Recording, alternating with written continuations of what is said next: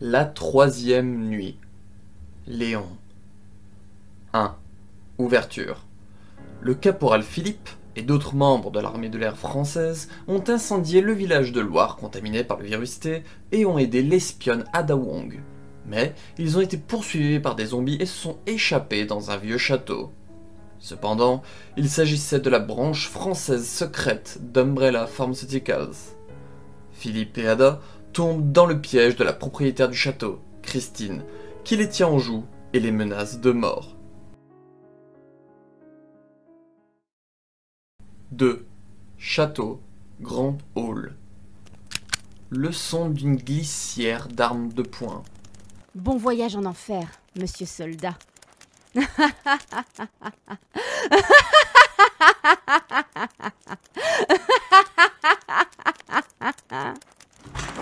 Mais l'instant d'après, une porte s'ouvre et Jacob surgit. Ça suffit, Christine! Les coups de feu d'une mitrailleuse retentissent brièvement. Les balles de mitrailleuse touchent le sol. Chef! Attention, Philippe! Commandant Jacob, qu'est-ce que vous faites? Les militaires ne s'étaient pas engagés à coopérer avec Umbrella.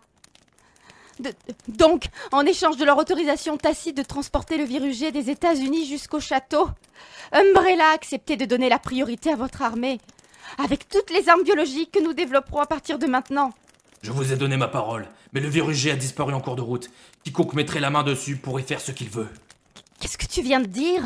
Je me suis occupé de tous vos hommes dans ce château. Il est temps pour vous de rejoindre vos subalternes. La mitrailleuse tire. Oh! Christine passe à travers la vitre. Elle tombe. Chef! Des pas courent vers la fenêtre. Elle est tombée dans le jardin. Chef, qu'est-ce que vous voulez dire? Rends-moi service et fouille Ada. Christine l'a mentionné, cette femme cache le virus G. Prends-le. Mais... Si c'est trop difficile, tu pourras fouiller son cadavre une fois que j'aurai fini. Jacob pointe son arme. Chef! Fais vite, je n'hésiterai pas. Fais-moi confiance, je vais la battre. Arrêtez, chef! Philippe se jette sur Jacob. Ah!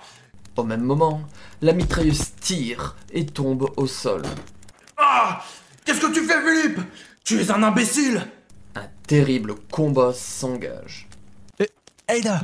Ramasse le pistolet et la mitrailleuse et sauve-toi! Vite! Les pas d'Ada qui attrape la mitrailleuse et s'enfuit. Philippe fait tomber Jacob et s'échappe à son tour. Ah! Attends, Philippe! Putain! 3. Château court. Bruit d'un hibou. Ada et Philippe sont à bout de souffle. Qu'est-ce qu'il fait, le chef? Je ne pensais pas qu'il était comme ça. Regardez, le corps de Christine n'est pas là.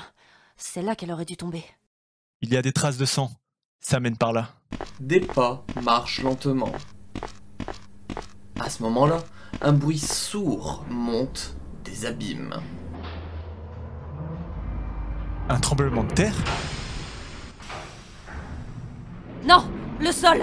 Le sol s'enfonce! C'est un plateau tournant. On est sur un plateau tournant.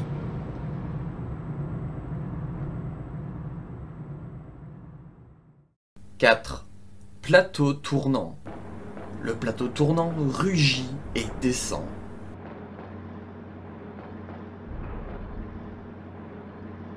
Jusqu'où? La descente s'arrête avec fracas. Il s'est arrêté. C'est... 5. Laboratoire souterrain. Couloir. Les pas des deux personnes résonnent sinistrement dans le silence. C'est énorme. C'est une sorte de laboratoire? C'est tellement similaire. Hein? Ça ressemble au laboratoire du virus G d'Umbrella à Raccoon City. Juste à ce moment, le rire aigu de Christine résonne dans un haut-parleur. C'est vrai. C'est ici que William et Anne Birkin ont étudié pour la première fois le virus G. Tu es encore en vie, Christine? Le son d'un volet qui se lève à proximité. Quand le volet finit de se lever, des gémissements retentissent. De nombreux zombies entrent. Des... zombies! Haha, mes chercheurs devenus zombies. S'ils te mordent, tu deviendras instantanément un zombie. Si tu veux éviter cela, Ada Wong, donne-moi le virus G. Cours, Ada! Un tir de mitrailleuse et les pas des deux qui s'échappent. Il frappe à une porte, il la défonce et débouche sur un autre couloir. Instantanément, des coups de feu retentissent. Attention! Ada, donnez-moi le verruger! Chef, où êtes-vous? Hé hé, Fouillada, Philippe. Fais vite, tu ne vas pas suivre les ordres de ton supérieur? Jacob tire un coup de feu. Arrêtez, chef! Jacob, je ne te laisserai jamais mettre la main sur le virugé. Et toi, Ada, tu t'es peut-être échappé de Raccoon City avec Léon. Mais tu ne t'échapperas pas cette fois-ci. Léon? D'un coup, un cerbère brise une vitre. Attention! Philippe! Fouillada! Merde! Des deux côtés! Cours, Aïda! Bruit de pas des deux qui courent. Les zombies et cerbères attaquent. Bruit de pas des deux personnes qui fuient désespérément. Mais l'instant d'après, les pieds d'Ada ont glissé et allaient tomber dans un trou profond. Aïda! 6. Le rêve d'Ada. Le silence. La voix chuchotée d'un homme émane de quelque part. Ada. Ada. Léon. Ada. Je suis un officier de police. Il est dans mon devoir de vous protéger. Arrête, Léon. Aïda! Aïda! Ada. 7. Laboratoire souterrain. Entrepôt. La réalité revient rapidement. Aïda! Reprends-toi! Aïda! Où sommes-nous? C'est bon. C'est un entrepôt. Tu as perdu pied et tu es tombé de l'étage supérieur. Ne bouge pas trop. Tu es blessé. Repose-toi un peu. Le silence s'installe avec des gouttes d'eau qui résonnent petit à petit. Aïda, qui est Léon? Hein? Tu étais en train de répéter son nom de façon délirante. L'homme avec qui tu t'es échappé de Raccoon City? Tu ne veux pas le dire? Ce n'est pas grave. 8. Salle des moniteurs. Christine cherche Philippe et Ada avec un moniteur. Où sont passés ces deux-là? Où sont-ils? Bruit de pression successive sur les interrupteurs du panneau de commande. Oh, bonjour. Vous voilà. La porte derrière elle émet un son et s'ouvre. Qui? Jacob? Le bruit d'une chute. La princesse peut jouer tranquillement au paradis. Le bruit d'un interrupteur que l'on actionne. Philippe, tu m'entends? Philippe! 9. Entrepôt. Le bruit des gouttes d'eau qui tombent. La voix de Jacob peut être entendue à travers un haut-parleur. Philippe! Chef? Christine est morte. Il ne reste plus que vous deux. Quoi? Philippe, le verruger est une mine d'or. Les autorités militaires de tous les pays veulent mettre la main dessus.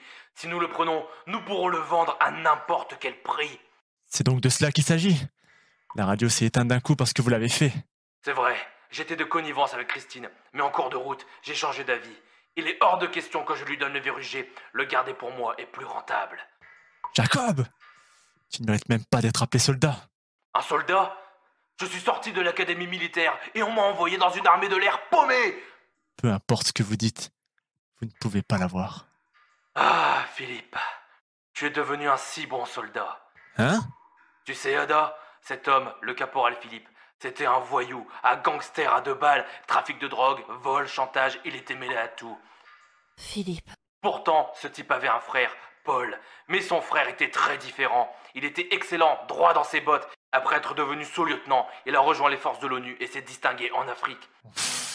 De plus, Paul aimait son frère et s'inquiétait constamment de son hooliganisme, essayant même de le persuader de s'engager dans l'armée. Tais-toi! Tais-toi! Enfin, il y a eu l'incident d'il y a 3 ans. Avec les bénéfices du trafic de drogue, il a emmené une femme et s'est offert un tour d'Afrique bien détendu. Il essayait de montrer à son frère un endroit agréable, vous voyez. C'est alors qu'il a assassiné son frère. Tais-toi! Une mitrailleuse tire au hasard. La caméra et le haut-parleur sont détruits. Ce ne sont pas les seules caméras et les seuls haut-parleurs, Philippe.